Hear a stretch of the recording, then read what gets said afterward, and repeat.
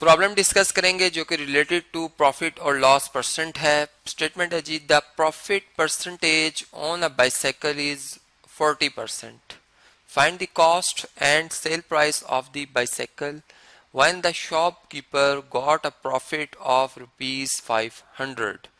मतलब कि हमें प्रॉफिट परसेंटेज बताई गई है कि एक साइकिल जो है, एक बाइसाइकिल जो है उसके ऊपर 40% है। मतलब कि अगर एक बंदे ने 100 रुपए की वो साइकिल खरीदी होगी तो उस पर वो जो प्रॉफिट ले रहा होगा वो 40 रुपीज ले रहा होगा, यानी उसको बेचेगा 140 में। ठीक है, तो ये इसका मतलब होता है 40% का। यहाँ मैं लिख भी देता हूँ कि 40 आउट ऑफ 100। आगे लिखा हुआ जी थी find the cost and sell price. तो यहाँ पर हम C.P फाइंड करने जा रहे हैं, ठीक है, जिसे हम कॉस्ट प्राइस कहते हैं।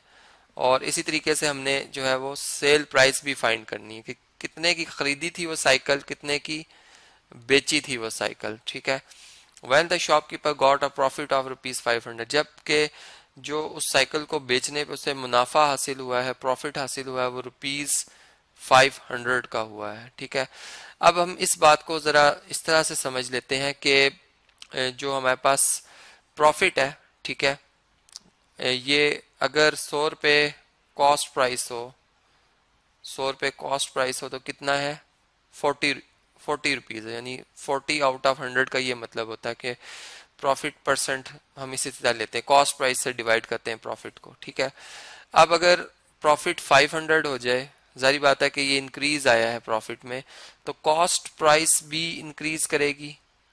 जारी बात है कि कॉस्ट भी ज्यादा महंगी चीज खरीदेंगे तो फिर उसमें और ज्यादा प्रॉफिट रख के उसको महंगा बेचेंगे। ठीक है, तो कहने का मकसद है यहाँ पर अब हमारे पास डायरेक्ट प्रोपोर्शन है। हम यहाँ रेशो ले लेते हैं, 500 की रेशो लेंगे 40 के साथ और इसे मतलब जोड़ देंगे, कनेक्ट कर देंगे एक्स की रेशो 100 के साथ से, मतलब एक डायरेक्ट प्रोपोर्शन बन गई। अब इसमें लॉ प्रोपोर्शन अगर हम यूज करें, यानी ये मीन्स है हमारे पास 40 और एक्स, और ये जो 100 और 500 है ये एक्सट्रीम्स है, तो प्रोडक्ट ऑफ मीन्स और प्रोडक्ट ऑफ एक्सट्रीम्स ये इक्वल होते हैं। यहाँ पर ये बात हम जानते हैं। हम इनका प्रोडक्ट ले लेते हैं, तो ये आ जाएगा जी प्रोडक्ट ऑफ मीन्स। सबसे पहले मैं लिख रहा हूँ, इसमें 40 और x आपस में मल्टीप्लाई हो जाएंगे। फिर इधर मैं लिखूंगा प्रोडक्ट ऑफ एक्सट्रीम्स, जिसमें कि हमारे पास 100 और 500 आपस में मल्टीप्लाई हो जाएंगे। तो x इस तरह से हमारे पास आ जाएगा 100 मल्टीप्लाई बाय 500 डिवाइडेड बाय 40। अब देखें यहाँ पर अगर हम जीरो को जीरो से कैंसिल कर दें, ठीक है, और इसी तरीके से 40 के लिए देखिए 4 2 2 ज़ा 4 और 2 को 50 से मल्टीप्लाई करें तो ये बनता है 100।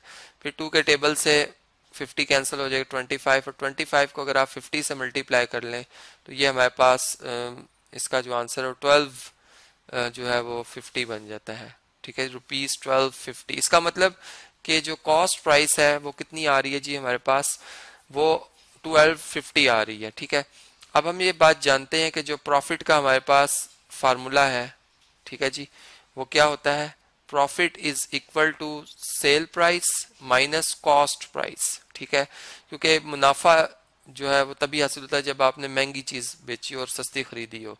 तो प्रॉफिट है 500 रुपीज का, ठीक है जी, और सेल प्राइस जो है वो हमने यहाँ पे अभी कैलकुलेट करनी है, लेकिन जो कॉस्ट प्राइस है वो हमने निकाल ली है, जो कि रुपीज आ गई है जी 1250। तो देखें अगर हम इस 1250 को दूसरी तरफ मूव कर लेते हैं तो सेल प्राइस हमारे पास कितनी आ जाएगी, ₹500। ठीक है, प्लस इसमें रुपीज हम ऐड कर लेंगे 1250 को, तो ये सेल प्राइस आ जाएगी जी हमारे पास ₹1750। ठीक है जी, तो ये इस तरीके से आप इस बात को समझ सकते हैं। ये कैलकुलेशन हम इसे दोबारा कैलकुलेटर पे भी देख लेते हैं कि ये 1250 ही बनता है, कि जैसे हमने यहाँ पे मल्टीप्लाई किया था 25 को मल्टीप्लाई किया था 50 से, तो ये 1250 बनता है। तो ये तरह से आप देख सकते हैं कि ये हमारे पास कॉस्ट प्राइस आ गई थी और ये हमने यहाँ पे जो है वो सेल प्राइस जो है वो फाइंड आउट कर ली है।